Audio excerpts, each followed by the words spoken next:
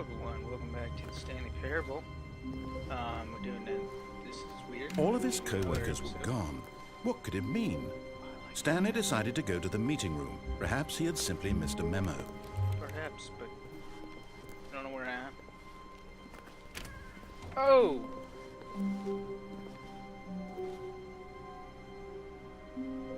This is weird. Okay.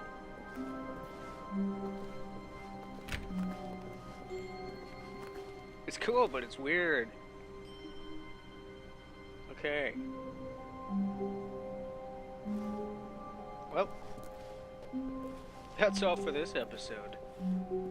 Hope you guys enjoyed this video. If you did, keep watching because that's actually not it. It's weird. When Stanley came to a set of 2 open doors, he entered the door on his left. This was not the correct way to the meeting room, and Stanley knew it perfectly well. I do know it perfectly Perhaps well. he wanted to stop by the employee lounge first, just to admire it. Just to admire. Just to admire. Wow. Yes. This room. What a beautiful room. What a gorgeous, gorgeous room. It really is gorgeous. Thank goodness Stanley had taken this detour on his way to the meeting room. Life without having experienced this room was now too horrible even to consider. But eager to get back to business, Stanley took the first open door on his left. Wrong. I didn't go that way. Death happens that way. Stanley was so bad at following directions, it's incredible he wasn't fired years ago.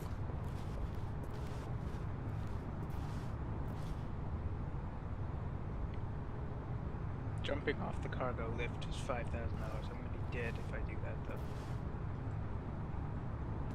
Jumping from the cargo lift while it is in motion will cause death. How about if it's stationary? Penalty for jumping off the cargo lift is $5. That makes sense. I don't know. Look, Stanley, I think perhaps we've gotten off on the wrong foot here. I'm not your enemy, really, I'm not. I realize that investing your trust in someone else can be difficult, but the fact is that the story has been about nothing but you all this time. I'm scared. There's someone you've been neglecting, Stanley. Someone you've forgotten about. Please, stop trying to make every decision by yourself. Now, I'm not asking for me, I'm asking for her. Ooh. Who's her? This is it, Stanley. Your chance to redeem yourself, to put your work aside, to let her back into your life. She's been waiting. I don't know. Oh, somebody's been smoking. Somebody's smoking. Where's mine? Just kidding. Just kidding. That's her, Stanley. You need to be the one to... But the... Okay, I think I picked up the phone. Oh, Stanley, is that you? Hold on, sweetie. What? Sorry to keep you waiting. So I'm just busy. pulling the bread out of the oven. Alright. All right. Okay, there we go. All right, now, I want you to come in and tell me all about your day. Oh! Gotcha! You're a jerk. Oh, come on. Did you actually think you had a loving wife who'd want to commit their life to you? I'm trying to make a point here, Stanley. I'm trying to get you to see something. Come inside. Let me show you what's really going on here. We're gonna make a break for the elder. Go, go, go, go, go. Sorry, but you're in my story now. Son of a gun. I like how my apartment number is the same as my office number, though. This is a very sad story about the death of a man named Stanley. Death. What's up, baby? Come on. Come on. Give me some sugar. Love you. Stanley is quite a boring fellow. He has a job that demands nothing puts of a chair him, in front and of every button that he pushes is a reminder of the inconsequential nature of his existence. Look at him there, pushing buttons, doing exactly what he's told to do. Now he's pushing a button. Now he's eating lunch. Now he's going home. Now he's coming back to work. One might even feel sorry for him, except that he's chosen this life. I didn't choose this life. This is a nice carpet. What's up, girl? You've got shorts on, girl. I wish you had hair, that's all. But in his mind, I'm just kidding. in his mind, he can go on fantastic adventures. From behind his desk, Stanley dreamed of wild expeditions into the unknown, fantastic discoveries of new lands. It was wonderful. Lands? And each day that he returned to work was a reminder that none of it would ever happen to him. New lands. Oh, I get to watch TV. I get to watch TV. And so he began to fantasize about his own job. First, he imagined that one day while at work, he stepped up from his desk to realize that all of his co-workers, his boss, everyone in the building had suddenly vanished off the face of the earth. The thought excited him terribly. The boys. So he went further.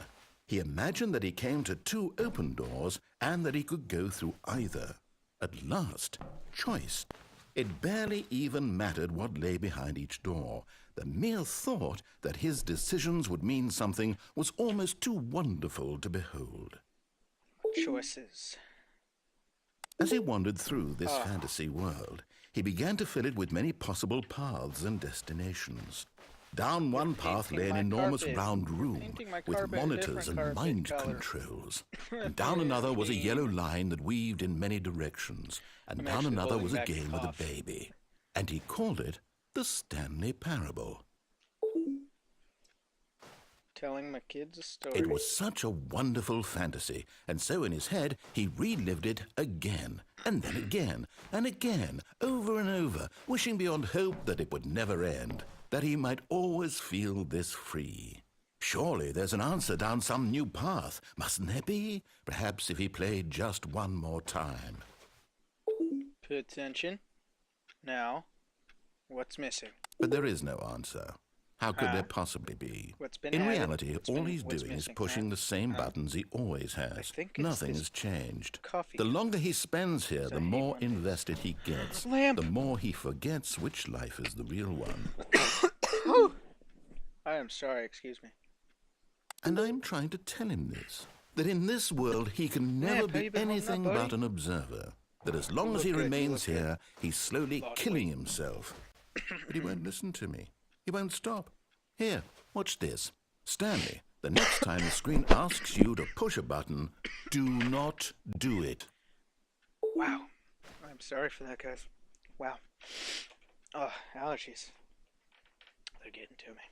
He said don't push it. I have a feeling, though, like we have no choice but to push it. There's no way. Gonna play some, I don't know, RuneScape on the computer, huh? You see? Can he just not hear me? How can I tell him in a way that he'll understand that every second he remains here, he's electing to kill himself? How can I get him to see what I see? How can I make him look at himself?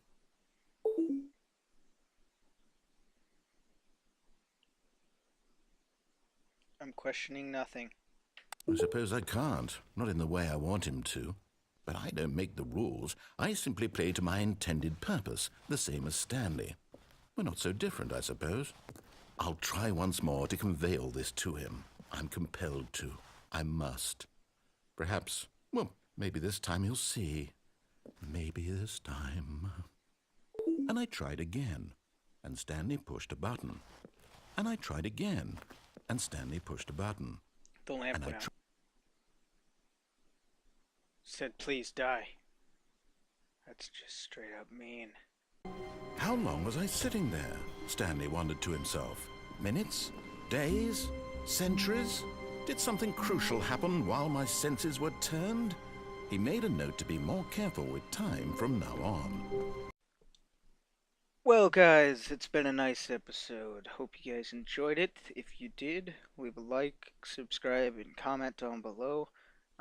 And also in the description is a link to my Twitter account if you want to read up on all the latest news and videos coming up, or I don't know, just random stuff like that.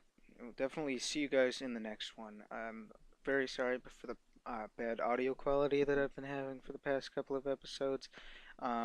It's just my mic is starting to have to be really close to my mouth in order for it to pick up the proper sound, and my computer volume is way too loud, and I'm trying to fix that. So, sorry for that also, and see you guys in the next one. Peace out.